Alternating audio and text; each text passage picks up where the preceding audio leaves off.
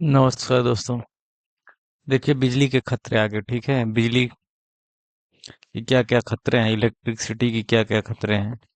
बिजली को संभाल कर और सम्मान के साथ सुरक्षित और उपयोग, लेकिन लापरवाही से संभालने पर यह जानलेवा हो सकती है, ठीक है। ये कोट है। अगला देखिए। अमेरिका में हर साल लगभग 1100 लोग बिजली के झटके से मर जाते हैं, ठीक है। बिजली पे काम करते समय कौन कौन सी सावधानियां रखनी है, उस पर लापरवाही नहीं करना चाहिए, ठीक है। सुरक्षा नियमों की अज्ञानता, उन्हें तोड़ना नहीं चाहिए। जिस चीज कार्य के बारे में जानकारी न हो उस पे कार्य नहीं करना चाहिए, ठीक है। इस पाठ में बिजली संबंधी दो मुख्य खतरे को समझने की जरूरत है। कौन कौन से दो मुख्य खतरे हैं? बिजली का झटका, पहला क्या है? बिजली का झटका। दूसरा क्या है? Electric arc. इलेक्ट्रिक आर्क क्या होता है? अगला देखिए। एक नंबर है बिजली के खतरे। दो पॉइंट को समझाएंगे इसमें, ठीक है। पहला है बिजली का झटका, दूसरा है इलेक्ट्रिक आर्क। बिजली का झटका क्या होता है? कोई व्यक्ति जब विद्युत के संपर्क में आता है तो क्या होती है? उसको शॉक लगता है, ठीक है। हाई हाई उसमें क्या होता है? हाई फ्लो इलेक्ट्रॉन फ्लो होने लगते हैं शरीर में, जिसकी वजह से क्या होती है? व्यक्ति मूर्छित हो सकता है, मृत्यु भी हो सकती है, ठीक है।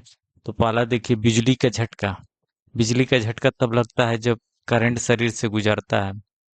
और इसमें कौन कौन पॉइंट है, कब, क्या क्या, किस पे निर्भर करता है? करंट, करंट की मात्रा। दूसरा है शरीर का पथ, ठीक है। कि तीसरा है करंट लगने का समय। इससे करंट की मात्रा कितने एम्पियर की है। यदि कम एम्पियर की होगी, 2-4 एम्पियर की होगी, केवल झंझनाहट महसूस होगा। ज्यादा एम्पियर, 50 एम्पियर का हो गया, तुरंत आदमी व्यक्ति मर जाएगा, ठीक है। अब पथ, कैसा पथ है करंट का, ठीक है।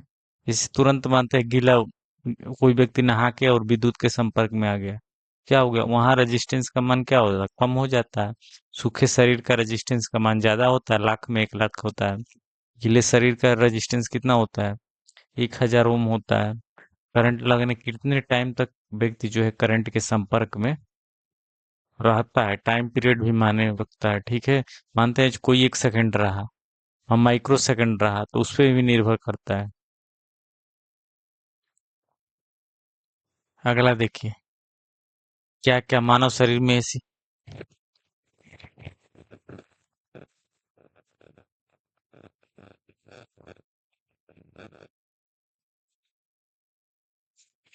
अगला देखिए, 1 मिली एम्पियर या कम होगा, इससे करंट तो क्या होगा व्यक्ति को?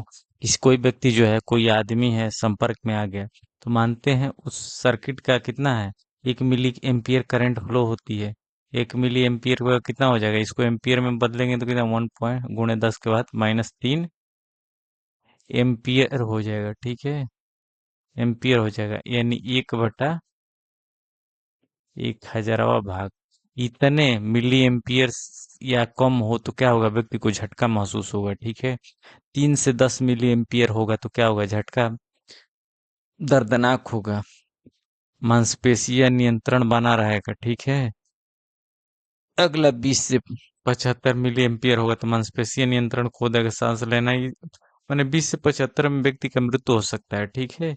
इसमें भी हो सकता है कभी कभार ज्यादा टाइम पीरियड तक विद्युत जो 3 एम्पियर से 10 मिली एम्पियर तक का पकड़ ले, 3 मिली एम्पियर से 10 मिली एम्पियर, तो इसमें व्यक्ति मर सकता है, ठीक है। और टाइम पीरियड भी निर्भर करता है। 75 से 400 4000 मिली एम्पियर हो तो निश्चित है कि इसमें मौत तय है, ठीक है। इसलिए यहाँ देखो, बता दिया गया। 4000 मिली एम्पियर से अधिक है तो व्यक्ति तो जल जाएगा, मर भी जाएगा, ठीक है। अगला देखिए। कैसे विद्युत का पथ बना के दर्शाया गया। बिजली के झटके का पथ, यह क्यों मा, माने रखता है? सबसे घातक झटके तब लगता है जब करंट दिल के पास से गुजरती है। देखिए कोई व्यक्ति है यहाँ, जैसे ये क्या हो गया? ये औजार हो गया, या हाथ हो गया, ठीक है। ये ग्राउंड धातु हो गया, कोई क्या है यहाँ दर्शाया गया है। इसे एक खराब औजार प्रयोग किया कर लिया, ठीक है। पानी में खड़ा है बिना इंसुलेटर जूते पहने हुए, हाथ से, तो क्या होगा? यहाँ से क्या होगी? विद्युत यहाँ औजार के माध्यम से क्या होगी? यहाँ से हो जाएगी। इससे क्या होगा? करंट फ्लो होने लगेगी। याद रखें, गीली त्वचा का प्रतिरोध बहुत कम होता है। 120 वोल्ट भी घातक हो सकता है। जैसे भीगा हुआ व्यक्ति है तो 120 वोल्ट भी घातक हो जाए। ऐसे रेजिस्टेंस आर का मान कितना होता है? 1000 ओम होता है गीले में, ठीक है। और सूखा हो तो 1 लाख तक होता है। अगला देखिए। सिर्फ 100 मिली एम्पियर का करंट यदि 1 सेकंड की 1/3 हिस्से के लिए भी दिल से गुजरे तो फिब्रिलेशन का कारण बन सकता है। बिंटी कलर, ठीक है, मौत का कारण बन सकता है, ठीक है। क्या होगी? सांसें बंद हो जाएगी। दूसरा क्या है? Electric arc. आर्क क्या होता है? इलेक्ट्रिक आर्क गैस के माध्यम से बिजली का निर्वहन यह तब तक होता है जब कंडक्टर अलग हो जाते हैं, जब दो कंडक्टर अलग हो जाते हैं। अब देखो, अत्यधिक आर्क क्यों उत्पन्न होता है? अत्यधिक गर्मी के कारण, दबाव और विस्फोट के कारण, उड़ती हुई वस्तु के कारण, ठीक है। कपड़े में लगा कपड़े में लगा सक, कपड़े में क्या होता है? आग लग सकती है। और क्या? कई कई फीट की दूरी पे क्या होता है? जलन पैदा कर सकता है। दबाव और विस्फोट, हिंसक विस्फोट कर सकता है जो दीवारों को उड़ा सकता है। उड़ती हुई वस्तु, पिघली हुई धातु और गीली जैसे टुकड़े भेज सकता है, ठीक है, छटक सकता है, ठीक है। अगला देखिए। Safety first. फर्स्ट सेफ्टी में क्या क्या करना चाहिए? ऊंची चेहरा और आंख कान की सुरक्षा करना चाहिए, ठीक है। फ्लैश प्रतिरोध कपड़े पहने। फ्लैश मतलब क्या? लाइट रिफ्लेक्शन वाला, ठीक है, ज्यादा चमक वाला कपड़ा नहीं होना चाहिए। संभावित आर्क स्रोत से दूरी बनाए। इससे बिल्डिंग वगैरह होता है ना, उससे निकलने वाली क्या है, जो निकलती है प्रकाश, उसको क्या कहते हैं? आर्क कहते हैं। अब देखिए, आपकी सुरक्षा कैसे करें। सुरक्षा की कितनी परतें होनी चाहिए? पहला, सुरक्षा के नियम की जानकारी होना चाहिए। दूसरा क्या है? सही इंसुलेटर उपकरण का प्रयोग करना चाहिए। ऊर्जा नियंत्रण यानी करंट का नियंत्रण सुविधा पूर्वक होना चाहिए। व्यक्ति की सुरक्षा उपकरण हमेशा प्रयोग कर चलना चाहिए। जो इंसुलेटर हो, ठीक हो। इतनी परतें हैं सुरक्षा के, तब जाके व्यक्ति क्या है, उसे शक नहीं लगेगा।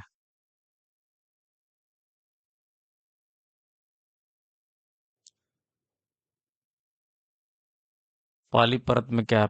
व्यक्ति उपकरण को पीपी, अपनी रक्षा क्या क्या पहले में उपकरण आता है, ठीक है। ये क्या है? हेलमेट है। इसको कहाँ प्रयोग करना चाहिए? ओवरहेड लाइनों में प्रयोग करना चाहिए। ये क्या है? ग्लोव दस्ताना है। हमेशा क्या है, विद्युत पर कार्य करते समय ग्लोव को पहन के काम करना चाहिए, ठीक है। ये क्या है? चश्मा है। वेल्डिंग वगैरह करने के समय चश्मा का यूज करना चाहिए। ये क्या है? नॉन कंडक्टिंग सोल वाले जूते। इसमें क्या है? इंसुलेटर वाले जूते होना चाहिए, ठीक है, बिल्किल वाला नहीं होना चाहिए।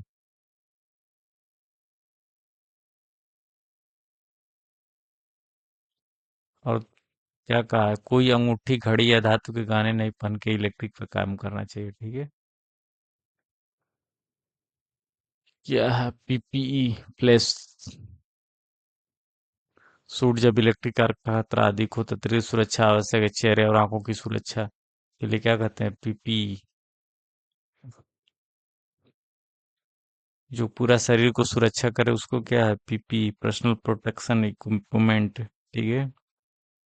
इंसुलेटर, ये सारी चीजें इंसुलेटेड होनी चाहिए। इसका उपयोग कब करना चाहिए जानने के लिए पर्यवेक्षक से पूछें। उच्च ऊर्जा सर्किट पर काम करते समय ये सारी चीजें महत्वपूर्ण है, ठीक है। अगला देखिए, दूसरी परत ऊर्जा नियंत्रण। Golden rule. यदि उपकरण का अप्रत्याशित स्टार्ट आप लोगों को खतरा में डाल सकता है तो आपको बिजली के लॉक आउट करना चाहिए। जैसे बिजली है सब स्टेशन को, वहाँ क्या करना चाहिए? जब आपको ऐसा लगे कि कोई व्यक्ति वहाँ आके चालू कर सकता है जिसकी वजह से खतरा हो सकता है, उसको क्या करना चाहिए? वहाँ लॉक कर देना चाहिए। वहाँ लिख के बोर्ड को क्या लटका देना चाहिए? Do not operate. कोई इसको क्या करे? चालू ना करे। ये देखिए, ऐसे ये बोर्ड हो गया। ये सारा चीजें जैसे हो गया, ठीक है। यहाँ पे क्या लटका दे। प्रत्येक का कार्यकर्ता अपना ताला लगाता है। जब तक सभी ताले नहीं हट जाते उपकरणों को फिर से चालू नहीं किया जा सकता है। टैग बताता है किस काम पे क्या। ये जो काम करते समय क्या होता है, 33 के भी देखे हैं, वहाँ 33/11 सब स्टेशन देखे होंगे आप। 132 kV बटा में 33/11 पे क्या है लिख के टांग दिया जाता है जहाँ काम होता है वहाँ पे। और तीसरी परत सही औजार होना चाहिए। विद्युत पे काम करते समय क्या होना चाहिए, सही औजार का प्रयोग होना चाहिए। तो क्या होता है, बिजली शॉक के कारण भी बन सकता है। इस पे क्या होना चाहिए, प्लायर पर क्या हो, रबड़ चढ़ना, इंसुलेटर होना चाहिए, ठीक है। इंसुलेटेड वाला प्लायर को प्रयोग करना चाहिए। असली इंसुलेटेड सिर्फ रबड़ की पकड़ वाले उपकरण नहीं होते, हुए शुरू से अंत तक आपको 1000 वोल्ट एसी और 1500 डीसी तक झटके को बचाने के लिए डिजाइन किए जाते हैं, ठीक है। जिस हम विद्युत में कितनी धारा की एम्पियर की विद्युत सप्लाई है उस हिसाब से इंसुलेटर भी होना चाहिए। अब प्लायर मानते हैं 240 वोल्ट के लिए बना है, ठीक है, उसको लेकर 33 kV पर प्रयोग करेंगे तो क्या होगा, शाक लगेगा, वो तुरंत गल भी जाएगा, आपको घातक भी हो सकता है, ठीक है। जो जिसके लिए डिजाइन किया गया है जितने एम्पियर के लिए वहां ही प्रयोग करना चाहिए, उतने एम्पियर पर प्रयोग करना चाहिए। पूरी तरह डाई इलेक्ट्रिक यानी इंसुलेटर होना चाहिए। लौ प्रतिरोधी होना चाहिए, ठीक है। -20 डिग्री सेल्सियस 70 डिग्री सेल्सियस पर काम करना चाहिए, इतने तापमान सहन कर सके, हाथ को फिसलने से बचने के लिए गार्ड रेल का प्रयोग करना चाहिए।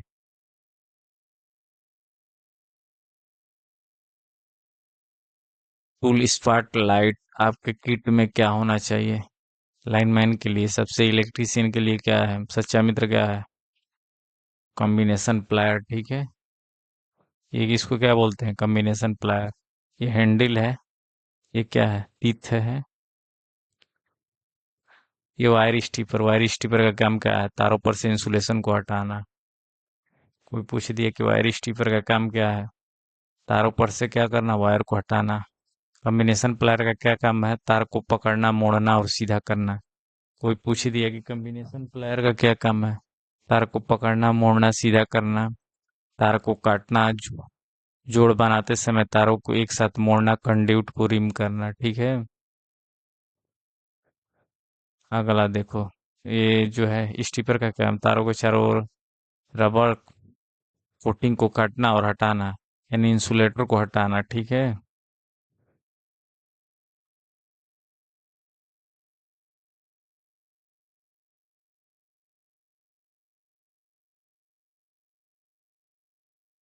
चौथी क्या है मेन पॉइंट, आचार संहिता, सुरक्षा नियमों का पालन करना, ठीक है। काम करने से पहले हमेशा सर्किट को परीक्षण कर ले कि सही है या नहीं है, तभी उस पर काम करें। दरवाजे को बंद और सुरक्षित रखें, स्विच संचालित करते समय किनारे खड़े हो, ठीक है। क्या ये सारी चीज, ये चीजें दोनों क्या है करना चाहिए, ठीक है। बिजली के पास धातु की सीढ़ी का उपयोग नहीं करना चाहिए, ये चीजें क्रॉस लगाया तो क्या है, नहीं करना चाहिए। बिजली के बाद धातु की सीढ़ी का उपयोग कभी नहीं करना चाहिए। पानी और बिजली एक घातक संयोजक है, गीले क्षेत्रों से बचे। केवल योग्य व्यक्ति को ही बिजली पर काम करना चाहिए, जिसकी जानकारी है वही काम करे, जिसकी जानकारी नहीं, जिस कार्य के बारे में जानकारी नहीं है उसको पहले जानकारी ले, उसके बाद उस पर कार्य करे। उपकरण के निर्माण और संचालन में इसमें शामिल खतरों से परिचित व्यक्ति, जिसके बारे में जानकारी ना हो, कहने का मतलब ये है कि जो चीजें जानता ना हो, जिस मशीन के बारे में ना जानता, उस पर क्या है कार्य ना करे।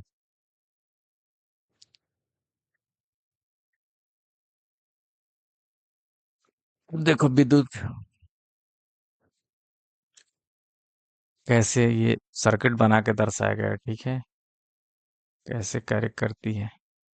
ये देखिए क्या हो गया, फ्यूज बॉक्स हो गया, ठीक है, यहाँ से कंडक्टर निकला, एक ये सप्लाई हो गई, ठीक है, ये फेज हो गया, ये क्या हो, न्यूट्रल हो गया। यहाँ से एक सप्लाई निकली, यहाँ से आते हुए इसमें मोटर में चलिए, यहाँ से एक स्विच आया है, ठीक है, यहाँ से एक इसमें कनेक्ट कर दिया है न्यूट्रल, ठीक है। ये लैंप को दर्शाया, एक बार ध्यान से देखें।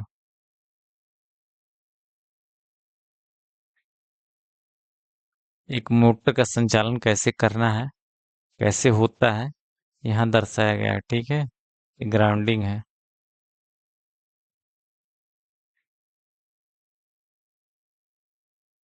काम शुरू करने से पहले सुरक्षा सूची को जांचें, ठीक है। अपने औजार टूल्स को जांच लेना चाहिए।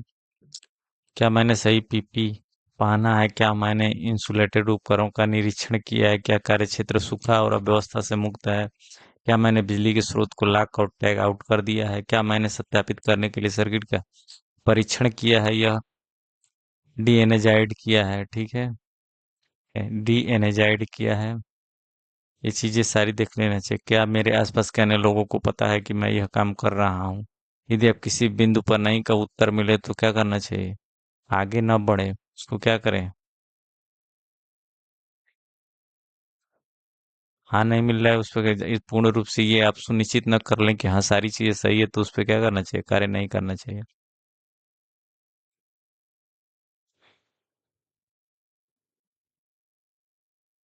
बिजली के खतरे को पहचाने और उनका सम्मान। सम्मान का मतलब यहाँ कहा है कि बिजली के खतरे को सही करें, ठीक है। हमेशा सही प्रक्रिया का पालन करें, कभी भी शॉर्टकट ना अपनाएं। सही उपकरण की सुरक्षा सही उपकरण ही सुरक्षा उपकरण है।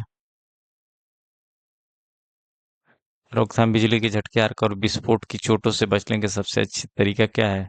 हमेशा सावधानी से काम करें। बिन सावधानी के काम करने से क्या होता है? शक लग सकती है। इस चीज में क्या सीखे? पारा टूल्स हमें सुरक्षा सावधानियां क्यों जरूरी होता है, ठीक है। क्योंकि बिना सुरक्षा जनक नियम जानले हुए किसी वस्तु पे कार्य करेंगे तो क्या होगा? शक लग सकता है, ठीक है। इससे घातक भी हो सकता है, जान भी चली जाती जा सकती है। तो इसलिए जरूरी है कि नियम सुरक्षा नियम जाने।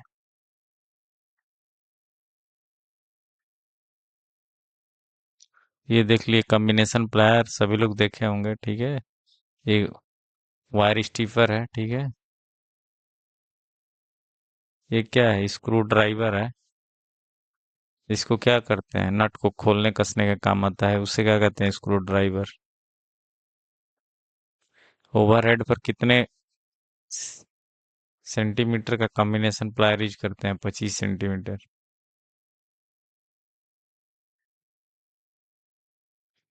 दूसरा क्या क्या है? कहीं काम कर रहे हो जिससे 35 kb हो गया।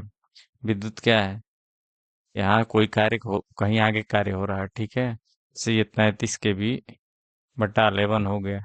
यहाँ से क्या हो गया? 33 kb आ रहा है, ठीक है, सप्लाई। और क्या होता है आगे? यहाँ से स्टेप डाउन करके क्या किया जाता है? 11 kb में चेंज किया जाता है। फिर 11 से क्या होता है? 11 kb हम ट्रांसफार्मर को देते हैं, ठीक है। और ट्रांसफार्मर क्या करता है? 440 वोल्ट में कन्वर्ट करता है, ठीक है। तीनों फेजों में मिला के कितना होता है? 440 वोल्ट। तो उसके बाद क्या करते हैं? कहीं बीच में फॉल्ट हो गया तो क्या करेंगे? यहाँ इसको ऑफ करके इससे क्या करेंगे? डू नॉट ऑपरेट इस पे लिख देंगे, वहाँ लिखा होता है, उसको लगा देंगे। या लॉक करने वाला कहीं कहीं ऐसे दिया होता है, ठीक है। कार्य हो रहा है तो ये चीजें करना जरूरी है। आगे देखें। दूसरी चीजें क्या है? जहाँ जरूरत है, विद्युत ज्यादा खतरनाक है, तो पीपी किट यानी कि क्या का प्रोटेक्शन, पूरे शरीर का प्रोटेक्शन जरूरी है, तो पूरे शरीर को क्या करेंगे? ऐसे पहन के उस पे कार्य करेंगे, ठीक है। अगला देखिए। ये चीजें तो सबसे अनिवार्य है। हेलमेट ओवरहेड के लिए, चश्मा वेल्डिंग कर रहे हैं तो जूता हमेशा क्या होना चाहिए? इन कंडक्टिंग वाला होगा, नॉन कंडक्टिंग होना चाहिए। कुछ अलग होना चाहिए, ठीक है, ये भी कुछ अलग होना चाहिए।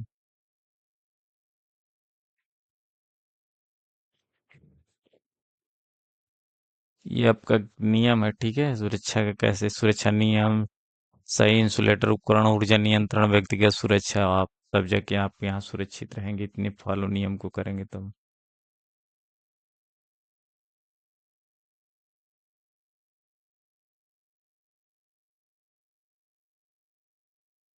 इलेक्ट्रिक आर्क क्या कहते हैं? जो वेल्डिंग करते समय जो लव निकलता है उसी को क्या करते हैं? कहते हैं इलेक्ट्रिक आर्क कहते हैं, ठीक है। कोई पूछ दिया कि इलेक्ट्रिक आर्क क्या कहते हैं? इलेक्ट्रिक आर्क क्या होता है? वेल्डिंग करते समय जो लव निकलती है उसे क्या कहते हैं? इलेक्ट्रिक आर्क कहते हैं।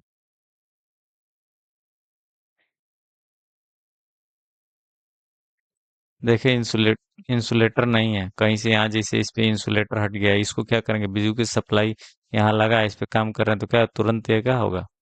यहाँ से सोते हुए बिजली क्या है, तुरंत तुरंत हमारा पैर यहाँ से ग्राउंड हो जाएगा, या कोई धातु यहाँ से पकड़े हो, तुरंत क्या होगा, शॉक हो लगेगा, ठीक है। ये जैसे यहाँ दर्शाया गया है। ये कितने एम्पियर पे क्या होगा, क्या प्रभाव पड़ेगा, जैसे पूछ दिया कि 1 मिली एम्पियर से विद्युत धारा कम हो तो हमारे शरीर पर क्या प्रभाव होगा, तो क्या होगा, झटका महसूस होगा। यदि 4,000 मिली एम्पियर से अधिक है तो क्या होगा, दिल पे लकवा हो जाएगा, गंभीर जलन होगा और व्यक्ति क्या होगा, मर मर जाएगा। ऐसे ही सवाल पूछेगा। विद्युत झटका के 3 प्रमुख कारण किस पे निर्भर करती है, ये बताइए। पहला करंट पे, दूसरा क्या है, शरीर की में करंट का पथ, करंट में लगा कितने समय तक करंट आपको फ्लो कर रहा है, ठीक है, ये निर्भर करता है।